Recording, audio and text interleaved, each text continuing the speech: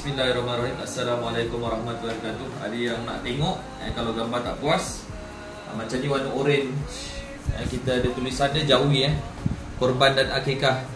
Ni tak ada tulis tahun lah, cuma yang ni ada 2025. Tinggal last ni selai je lagi RM30. Okey, kalau macam ni halal.